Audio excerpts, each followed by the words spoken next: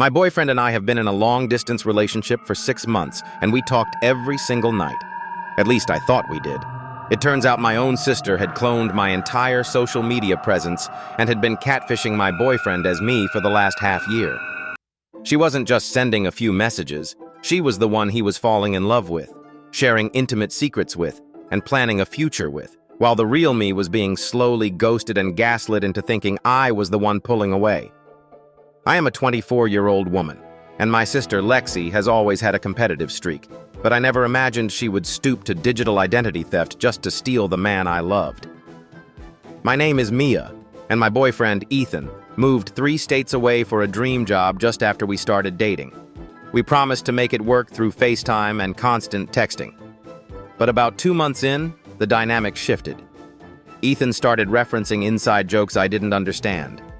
He would thank me for late-night deep talks that I had no memory of having. I assumed he was just stressed or maybe mixing me up with a friend, but the reality was far more sinister. Lexi had created a secondary private Instagram and Snapchat account using my photos, my bio, and even my old high school nicknames. She had blocked me from seeing these accounts, and she had spent hours every single night pretending to be me, systematically building a separate relationship with my boyfriend right under my nose. I was sitting at the dinner table with her, watching her text and giggle, never realizing she was currently flirting with the man who was supposed to be mine. The truth finally exploded on a random Thursday afternoon. Ethan sent a surprise package to our house addressed to me, but inside was a hand-knitted scarf and a note that said, "For the cold mornings we talked about on Tuesday." I hate scarves, and I hadn't spoken to Ethan on Tuesday because he told me he was working a double shift. When I asked him about it, he looked confused over FaceTime and said, "Mia, we talked for 3 hours about your childhood fear of the ocean and how you wanted to learn to knit."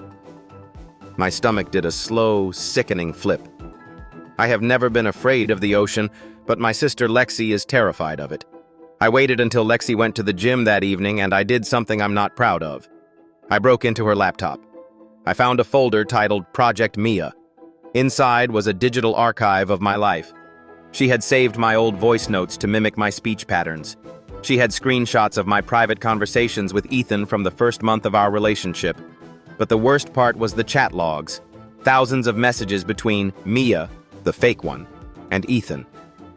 Lexi was sharing my childhood traumas, my professional insecurities, and even my physical insecurities to bond with him. She was using my vulnerability as a weapon to make him fall for a version of me that was actually her. I read through messages where I told Ethan that the Mia he talked to on FaceTime was having a hard time and that he should be patient with her coldness because she was working through things in the secret texts. She was literally coaching him on how to ignore the real me so she could keep her digital fantasy alive. I didn't wait for Ethan to call back.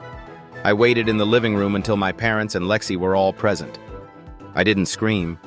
I just opened Lexi's laptop and placed it on the coffee table right in front of my father. The room went silent as he scrolled through the Project Mia folder.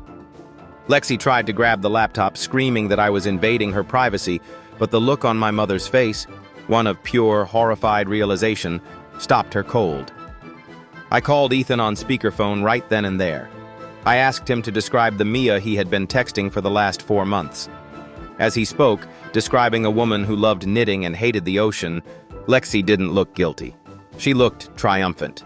She stood up and told me to my face that she deserved a man like Ethan more than I did because I never appreciated how hard he worked. She claimed she was filling the gaps I left behind, and that if Ethan really loved me, he would have known the difference. My parents were paralyzed, caught between a daughter who had committed a crime of identity and a daughter who had been violated. Lexi actually had the audacity to say that she had perfected my personality for him and that I should be thanking her for keeping him interested during the long distance. The aftermath was a psychological war zone. Ethan was completely traumatized. He realized he had shared his deepest secrets and sexual fantasies with my sister, thinking it was me.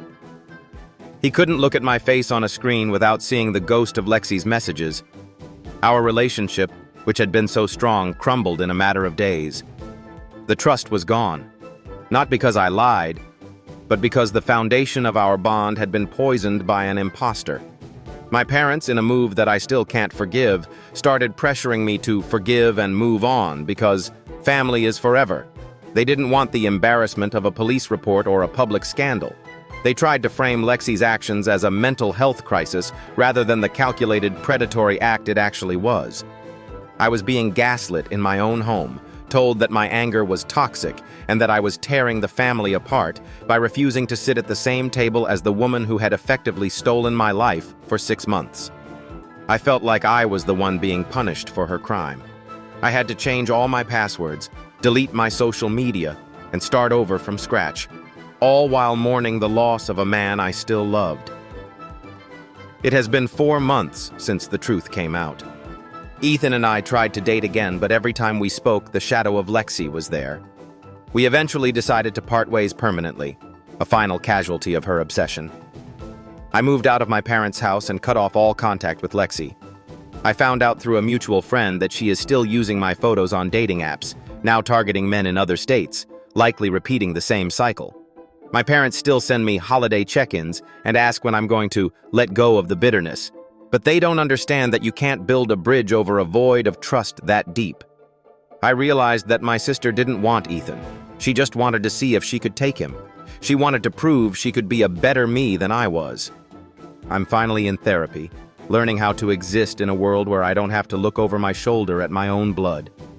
So, what do you think? Is catfishing a family member a crime that deserves jail time, or is it just a family matter that should stay private?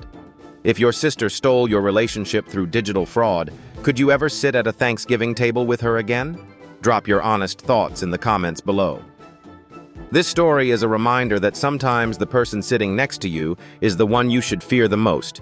If this sibling betrayal shocked you, hit that like button, subscribe for more daily Reddit drama, and I'll see you in the next one.